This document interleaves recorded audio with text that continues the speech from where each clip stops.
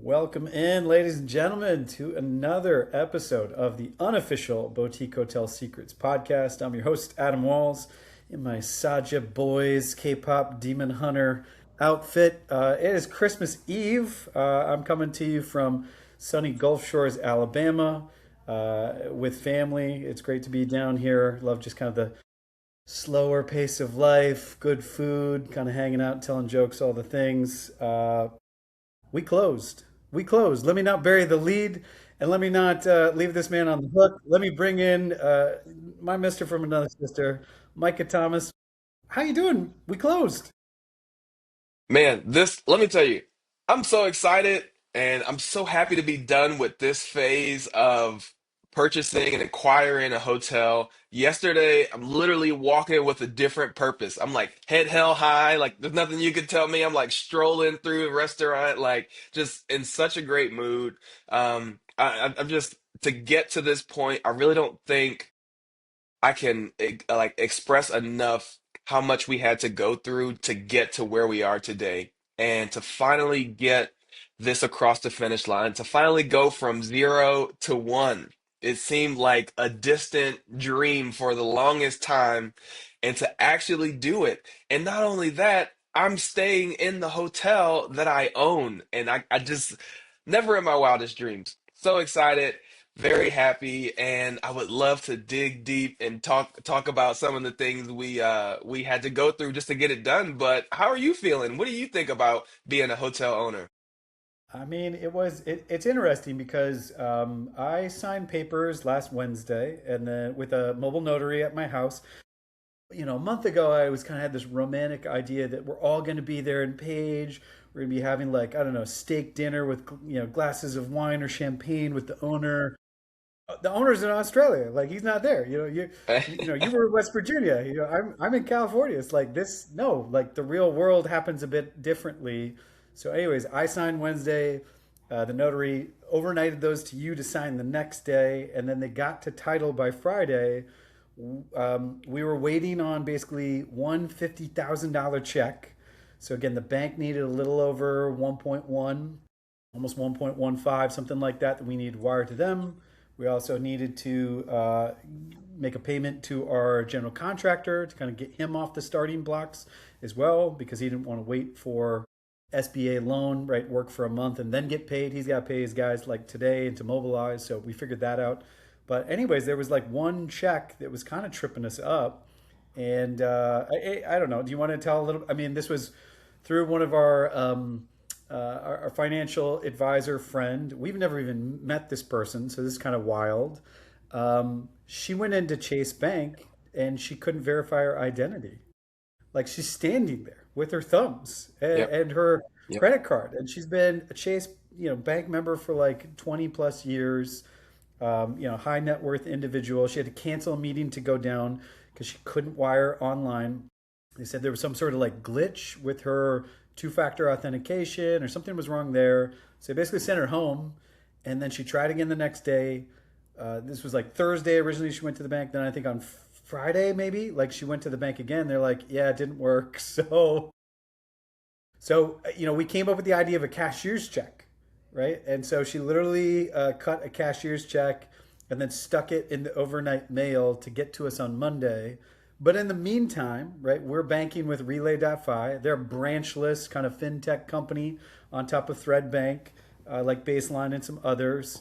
So again, love the simplicity, the convenience factor. Like there's so many great things about Relay, but it's not like I can walk into a bank with a cashier's check. So anyways, we have to wait until Monday. We get her check. It's pretty dramatic. We deposit it. We're expecting it to instantly be available. It's not. They're like, yo, it's going to be a 7 day hold. So I don't know. Do you want to pick up the story from there? I mean, this was like wild Yeah, because all the paperwork's done. We're just literally waiting for her check to get in. We deposit. We think we're ready to go, but we're not. yeah, that's exactly right. And we had to call. I probably have talked to Relay Bank at least 7 times in the last like 3 days. But literally just trying to get that check to clear. Originally, it said 7 days, and we kind of went through the process of getting that cleared. It got cleared a lot faster, thankfully. And then it came time to wire money to the actual lender as our equity injection or down payment. And they froze our funds. So they took over $1 million out of our bank account and they pretty much held it in like an escrow or something. The lender didn't have it, we didn't have it, and it wasn't until I called the first time they're like, "Actually, we need to verify more information from you." So it's like, "Well, thanks for telling me. We're supposed to close on a hotel today." So we ended up reaching out several times. Some compliance office got back to us. They wanted us to both individually verify our ID, send documents. Why is this money being sent to this person? Can you provide documentation that this is the amount that you're supposed to send? What type of business does your company partake in? So a ton of questions. And even after that, this was Monday, even after that, they still didn't send the wire. It wasn't until Adam, with the great idea from his wife, reached out to the CEO of Relay Bank on LinkedIn and let him know our specific situation. And at this point, it was Tuesday. So we had already lost the ability to close on Monday because the funds never got wired. And this is Tuesday. And mind you, this is the week of Christmas. And now, since President Trump made Christmas Eve a federal holiday, none of the federal banks are open on Christmas Eve. So when we talk to the lender, if this didn't close on Tuesday, we would be looking at a Monday close, all because of the holiday. So it was very important to get this wire that we sent out on Monday at least over the finish or over to the lender on Tuesday. So I don't know if you wanted to pick it up from there, but yeah, you reached Yeah, out to the CEO of Relay, and we somehow managed to make it happen. yeah, he was great, man. So shout out to you and your team, man. Thank you. And this was, yeah, my wife. Apparently, I don't know, she knows somebody or went to school with somebody who sits on Relay's board, and so she had given me, she as her MBA, was in marketing and sales and customer success. She built customer success teams for multiple companies, and so she's like, maybe you can find, I don't know, the VP of sales, VP of customer success, but if it's a small enough company, maybe just reach out to the CEO. And so that's exactly what I did on Tuesday because we were kind of in this compliance jail. And look, I'm glad, that, we're taking good care of $1 million because the last thing we would want to do is come onto this podcast right now with our tail between our legs, not own a podcast, and we sent this $1 million somewhere where it wasn't supposed to go. So I am actually like the amount of relief that number one, this money is out of our account. Someday I'll have $1 million in my own account and it's my money, but this is other people's money. And so again, we're fiduciaries. It is our responsibility to take care of that. So again, we called like 5 times to verify that all of the information was accurate. And then again, there's no wire fraud or anything crazy going there. So I was expecting, again, someone to call us, someone to reach out, someone to verify.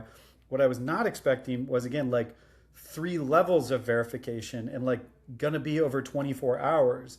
And somebody could have just kicked this off or put this under the pile, and like you said, move into Christmas Eve, Christmas Day, and then a lot of banks just take that Friday off, so it's next Monday.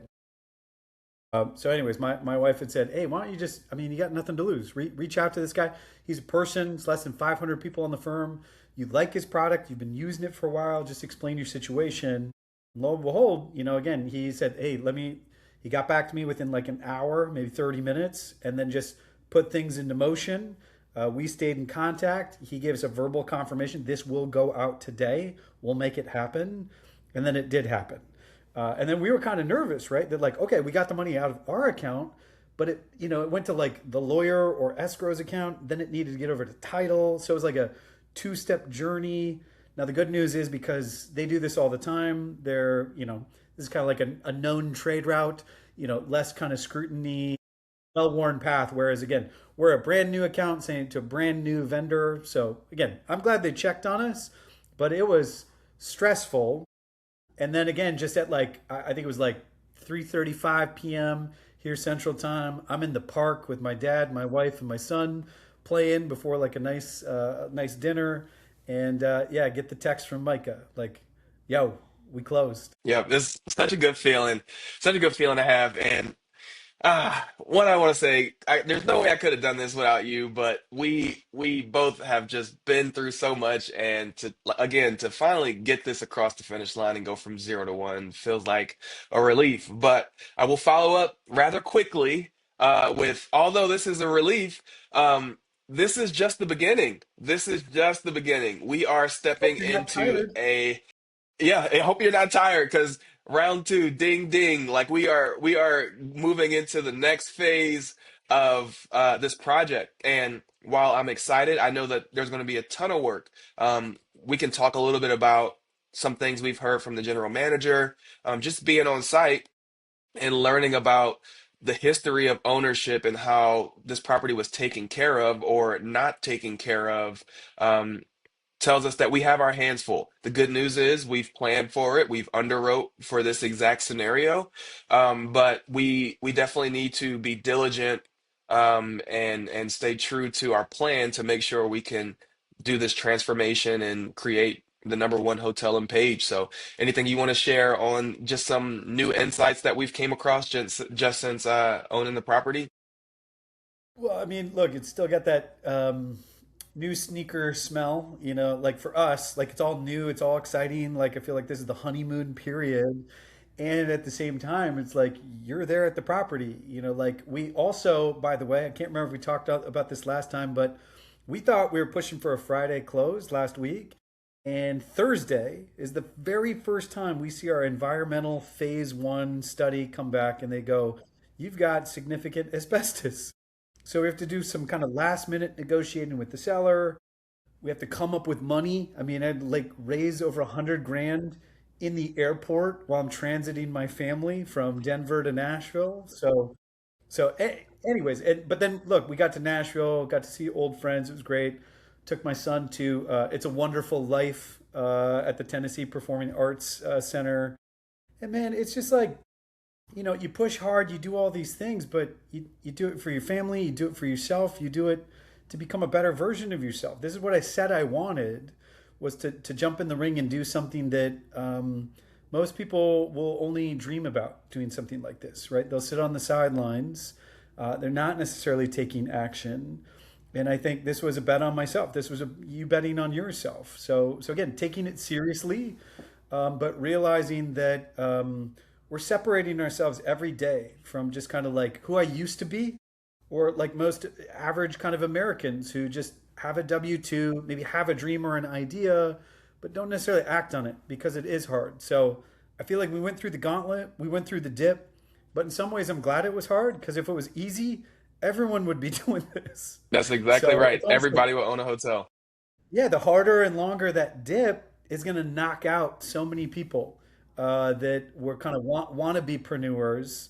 So I feel like we've, I don't know, passed this like first crucible, this first test. Like we walked on hot coals and we survived. A lot of people bailed. Yeah, We made it. That's yeah. amazing. We're part of like a new brotherhood and sisterhood of hotel owners, which is crazy to like say out loud and think about. But look, it's not because we're rocket scientists. It's not because we have some extraordinary, unique gifts. Just because we got clear on what we wanted and our why was strong enough that it pulled us forward. So, anyways, right back at you with like gratitude. Literally could not do this without you. I can't imagine trying to do this solo. So I'm so glad that we met up through the Boutique Hotel Secrets Mastermind. Joel was thoughtful enough to put us together, and look now, Ma. Like we're doing it. We own a hotel. Yeah, yeah, I mean, you're exactly right. And I like how you breezed over the fact that you raised $100,000 in the hotel in about 30 minutes. Somehow we needed to come up with 100 grand because our equity injection went up. And in a matter of 30 minutes, right before you boarded the flight, you managed to round up 100 grand so we could still close on time, on schedule, and have a plan for the asbestos, which it sounds like a very scary and like grueling part of this property, but the reality is, this property was built before asbestos was outlawed. So it's very normal for older buildings to have asbestos in them. And it's not necessarily an issue unless you go digging around and opening things up, and then people are exposed to hazardous material. So because we're doing a full renovation, it just means we need to plan for the correct removal or asbestos abatement as we do this to make sure everybody involved remains safe and it's good for the environment as well. So yeah, that's wanted to highlight that, but also, just being here, I've got a chance to talk to the GM who's been here for 11 years. So she's been here even longer than the recent owners that we just purchased the property from. And just some quick highlights that we've gotten from her. She told me that all the mattresses are 10 and a half years old, which blew my mind. Um, she put me in a room, since I'm staying here, she put me in a room that had the only new mattress. So I'm literally sleeping like, oh, these mattresses aren't too bad. We might be able to salvage some of them. She's like, no, that's the only good mattress. The other mattresses haven't been changed since I started. So, that's probably the highlight that I've gotten from her. But, just I'm so happy to take over this property and give the employees better ownership. They've talked about how they've made suggestions, they've wanted changes, and literally nothing has been done. And a lot of their suggestions aren't things that are like they're going to break the bank or they're not in line with the vision of the hotel. They're things to truly create a better guest experience and truly preserve this property. This is the oldest and the number one hotel that was built in Page, Arizona, and there's a level of preservation you have to have. But it was very apparent that the previous owners did not care about any of that. They didn't really make any updates since they've owned it. They've done little to no maintenance, and the repairs that they've made have pretty much been patched together for the lowest bidder. So very Hey, happy to take this. real, Go ahead. real quick, sorry to interrupt you, but I was under the impression that our hotel was from 1965, that after government camp and the dam building and all of that, that again, we came online. I thought the Travel Lodge predated us, but are you actually telling us that we own the oldest and arguably the worst hotel in town? Why does this make me excited? That is that is correct. We own not only the oldest, but also the worst hotel in town. And this hotel has got a ton of history. This hotel started not for guests traveling to look at Horseshoe Bend or Antelope Canyon or travel through Lake Powell. This hotel was created for government employees that were staying in the town of Page to build the Glen Canyon Dam. When this hotel was first created, there wasn't even a road that went by the hotel. It was a dirt road. It wasn't asphalt or anything else that brought you in and out of Page. And this hotel is also centrally located. So this is pretty much the hub, the center of Page, so central that City Hall is across the street. So yeah, there's something it does make me excited to know that right now this property is in terrible condition, but we have a very historic, a very great product that we can tell a story about and we can transform into the number one hotel. So very excited about that.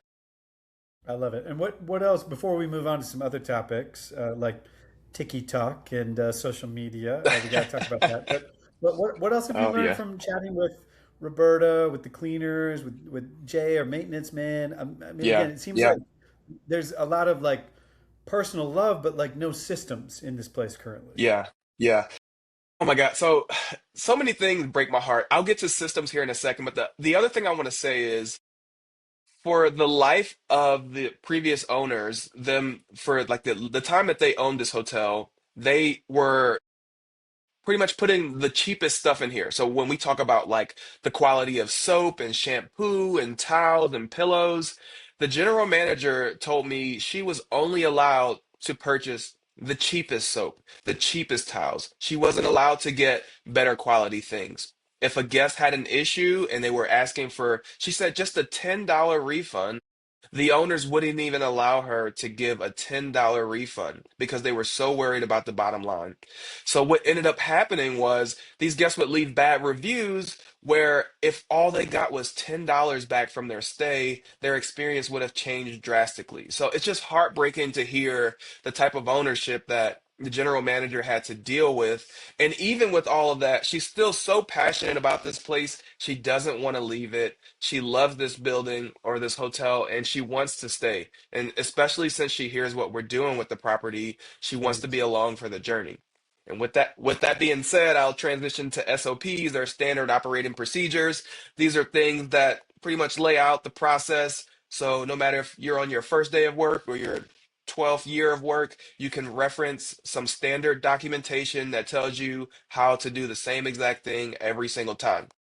Currently, the general manager has all those SOPs in her brain. They're not on any physical document for anybody else to reference. She actually didn't even know what an SOP was, which I mean, I don't mind that, but I told her a lot of the SOPs that we're going to create you already have in your brain, but only you know. So what that means is if you're unavailable, there's nobody else that can step in and take care of what needs to be taken care of. So it's just going to be a process of creating those systems and putting them down on a piece of paper or in our system so people can reference. And when she's not available, we can take a load off of her, and when she's not available, we can still get the job done with other staff members. So there's a ton to learn, and we're moving quite well. But I'll bounce it back to you. We had to change over a lot of things from over older previous ownership. One of those things being payroll. People don't stop getting paid because there's a new owner. Even though it's the holiday, people still want to get paid. So maybe you can talk a little bit about what the process has been like, changing things over to our name, our company's name, and some things are more urgent than others. Yeah, that's right. So look, just last week we kind of onboarded, our CPA accountant. We'd already made some decisions about we wanted to use kick.co to kind of manage our finances, track expenses, etc. We chose Gusto because they're kind of they've got nice APIs and integrations. They're kind of like all part of the same friendly network. So relay.fi is kind of the banking end. Kick.co kind of like tracks everything, can kick out P&Ls, balance sheets, etc. That's kind of our accounting software. It's kind of new age QuickBooks or Zero, leveraging some AI, which I think is pretty cool. They were backed by OpenAI's, I think one of their like original research funds. So, anyways, that was kind of the stack there. And then Gusto, we're just getting onboarded now. And while we don't need to move immediately to things like 401ks or employer matches or like stronger benefits, most of the people working on this hotel are just 1099 and kind of hourly. But I think this is part of our thesis, right? If you can take care of your people, they'll take care of the guests. So I've always kind of anchored on that mentality, being kind of a talent development or leadership development guy internally for lots of companies. So, again, we're just kind of like you say, we got a hygiene factor. You got to keep payroll trucking. So they got paid on the 19th. They need to get paid again on the 2nd. So we're figuring out kind of all the details with the owner. But it's interesting. Okay, some people already get, booked for Christmas.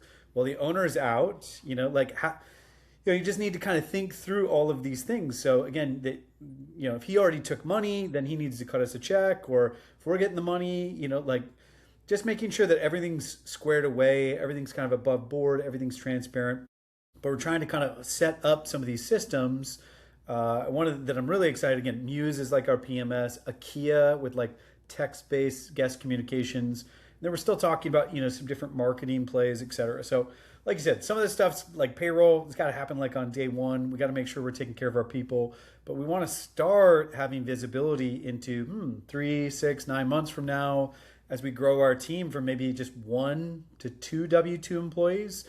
Maybe we could build something really special here and continue to, again, I don't think we're not trying to pretend that we're the Four Seasons or Ritz Carlton. I don't imagine we'll ever have 24/7, front desk 365. But, like we want to elevate the experience or elevate what's possible as a limited service motel. So use technology and texting and AI like whenever possible to get answers that can help, kind of remove friction, but to have real warm human beings delivering great hospitality as well. And you mentioned, real quick, one of the books I'm reading right now is by Chip and Dan Heath. It's called The Power of Moments. And I'd heard the reference of the Magic Castle in LA, and they consistently show up as like a top 5 motel. And it was an old apartment complex, and it's kind of crappy actually. And everything online, if you just scroll through pictures of the Magic Castle, you're like, what? Like, huh? You just don't get it. But they found ways to elevate the experience through surprise and delight. And this is a bit what the book, they kind of use it as one example, but talking about how you can create kind of moments of surprise, insight, connection, but you can elevate an experience. Um, and that, like you said, somebody not getting a $10 refund is going to lead to a 1-star review, where oftentimes in hospitality and service-based businesses, these are your best moments to come in and what they call service recovery, right? How can you take something that was wobbling and kind of going off track and then surprise and delight with your recovery or your ability to kind of make it real? Not unlike what just happened with Relay.5. We were getting really frustrated and it was going to be really painful if we didn't close. And with one text from me to the CEO, one text from him to someone else, again, things can happen and things can move forward. One of the special things at the Magic Castle, like why is this place special? Well, occasionally for breakfast they'll bring in magicians, so the kids obviously love that. They also have at the pool a cherry red phone that at any point in time you can pick up the phone and they'll answer it saying, "This is the popsicle hotline. How may I help you?" And you basically just say, "Yeah, like I want popsicles," and they come out in like a tuxedo with a silver platter with like three different colors or flavors of popsicles and serve it to guests. And it's so over the top and it's so ridiculous that people end up commenting on it. They're like, "Yo, yeah, we went to Disney World and we ate at this great restaurant, and then we stayed at this pool where they brought the kids, red popsicles, and they loved it." So anyways, I'm just trying to get myself in the mindset of, obviously it's our frontline staff, our GM, our maintenance man, our cleaners, like these people, they need to be loved on, they need to be cared for, they need to be trained up. We need to give them systems and tools. But I'm excited about building like a culture around hospitality where maybe we can figure out what our secret sauce is. Do we do people's laundry for free? Do we do something else? Like we'll have to think on it. Like we don't have this ready at our fingertips.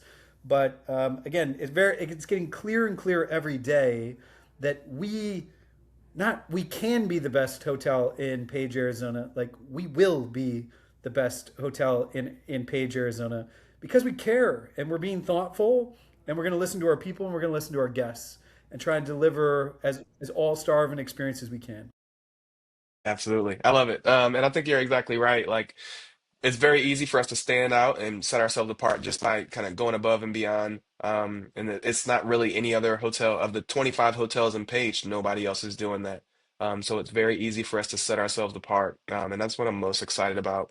Um, but yeah, we can transition Dude, to social media. Go ahead. yeah, we got to talk about TikTok. Come on now. I mean, I mean, like, do you know how many views you got like on your first one, man? Like, this is crazy. You're kind of blowing up a little Uh, bit.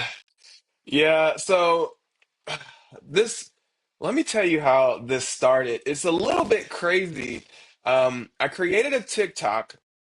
The only reason I started to create a TikTok is because of their video editing software. I was already under the impression that they had good video editing. You can pretty much do it from the palm of your hand. You can add captions, you can add music, so on and so forth. So, I started a TikTok. I didn't follow anybody. Nobody followed me. And I'm just, documenting our journey. I, showed people the hotel, showed people, what we're stepping into. But again, I don't follow anybody, nobody follows me. So I go to post the video, just so I can save it and have it when I am ready to start following people and stuff like that. And I don't think anything of it. This has to be like maybe Monday night. And then our GM, Roberta, she calls the next day and she's like, "What's your tag on TikTok? What are you tagging? People in Page are seeing your TikTok and they're asking if everything at the hotel is okay." And I'm like, what are you talking about? So I go and check on my TikTok. I've got 9,000 views at the time. I've got like 100 people following me. I didn't even know what was happening. Apparently, I tagged Page, Arizona as the location, and I went viral without even following anybody. And what started with like 9,000 views, I think we're at what, Adam? Like 30, 200 on your first 30. one. I Oh mean, my we gosh. posted 3 times in 3 days. And again, mind you, Yeah. Monday we didn't own the hotel. So this was Yeah, just a little bit of a test case. I remember talking to you about exactly. like, hey, do we put this on Instagram or whatever? It's like, yo, like we gotta wait until we Yeah, own it we before we can closed. start Yeah. pitching it. But yeah, Yeah, you're that's at exactly right. 33,000 views. Now, again, I understand TikToks, maybe, an average view is, somebody thumbed over it for like 1 second. So not all views are counted equal. And I think, anyways, I've been surprised just by the reach. But then do you want to talk about like people are DMing you, people are commenting on the post, people are like, it's not just a bunch of people just scanning past it. People are Yeah. engaging on TikTok. Yeah, that's exactly right. I've got over like 100 messages, but the more important messages I would say are from general contractors or contractors asking if we need help with the renovation. And I've had about 10 individuals ask me if we're actually hiring. Knowing the current state, and those videos are pretty vivid, they can see how badly in shape this property is currently, and they're still asking me if we're hiring. So I didn't know that 2025 was the year that you could get a job on TikTok, but people are literally asking if this hotel is hiring. So I found that so surprising. I never expected, but it just makes me even more excited because other people want to work. They're excited for the vision, and they haven't even seen renders or mock-ups. They don't even know what we Nothing. intend to do with this property. They just see a young guy coming in, recording videos, and they want to be a part of the journey. So that that really made me happy. But yeah, so now that we've closed, I've officially started posting on not only TikTok but also on Instagram. Micah Invest is very easy to find me, and I'm going to document this entire journey. Every day I'm recording content. I want to show the good, the bad, the ugly. I'll probably end up in a hazmat suit at some point when the asbestos Love people it. come over. But I really just want to show the transformation, show how the worst hotel in Page, Arizona can become the best hotel in Page, Arizona. So very excited. I didn't expect to be mini famous on TikTok or viral or whatever it's called, but I'm happy. I mean, I'm enjoying it. It's interesting to like log on every now and then and see like, oh, I'm at 30,000. I'm at 31,000. So very, It's very crazy. crazy. Well, and look, hat tip, special hat tip to Mark Simpson, so the CEO of Boostly, who we had on the pod a few weeks back. I mean, incredible, font of information, education. So, again, he's runs a small and mighty team. His presence is outsized on the internet because of his passion and just education in the space. But I can't remember if it was on the pod or right after the pod. He had mentioned a couple people that he thought were really doing this well, using social media to drive direct bookings. And one of the guys was Rajan Cheetah. And then again, I think I found Yanni in Chicago who's renovating like a bowling alley. And there's a guy in Chicago who bought like, so, anyways, it feels like now, without kind of realizing it, right? We just kind of tripped into one account that led to another, that led to another. And now it almost feels like there's this community out there, people like us that are doing adaptive reuse. They're buying old stuff and they're rejuvenating it. Like rather than going, 50 miles outside of town and just starting with a blank canvas, like that's cool too. But I think it's in some ways, I don't know, it's more interesting to take something that already has a story, already has a sense of place, and then reimagine it, in its current footprint, but bring it back in maybe a different or unique way, and use social media to document and tell that story.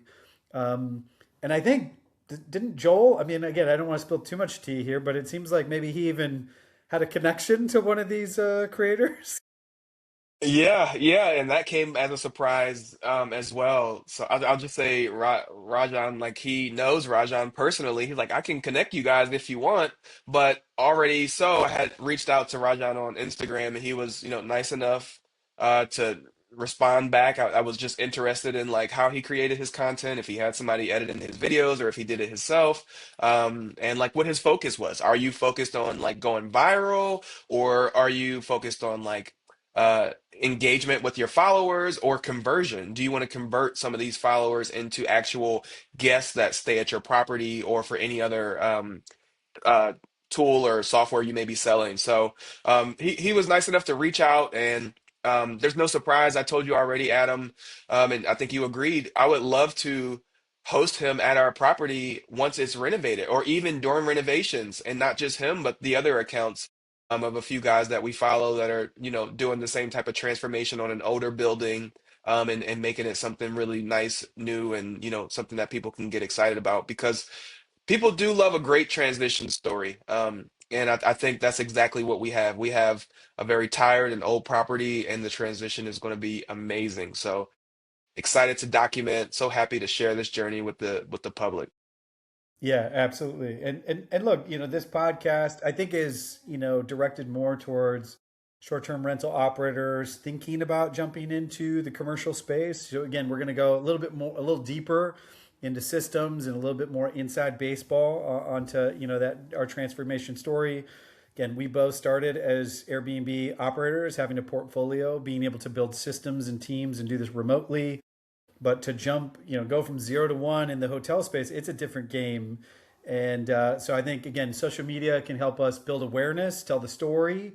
And for, the first avatar, it feels like, push them to the property. If you like these transformation stories, you want to participate. We're thinking about when and where can we engage the audience. Like we're picking paint colors right now. That might be an awesome thing to put out there to the audience just to see if people have points of view and build something with the community, right? So I can see that kind of avatar or that person out there engaging, listening to the story, and then maybe someday getting to visit the property. The same way I would love to go to Virginia to visit Rajan's property, right? Or Chicago to go to the Yeah, bowling yeah. alley. Um, but I think this other avatar, the other person, and it's probably you listening to this right now.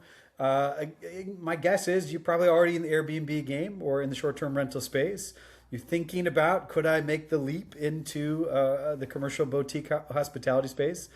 And I'll just say the water's fine. Like, come on in. There's so much space and opportunity in this new world.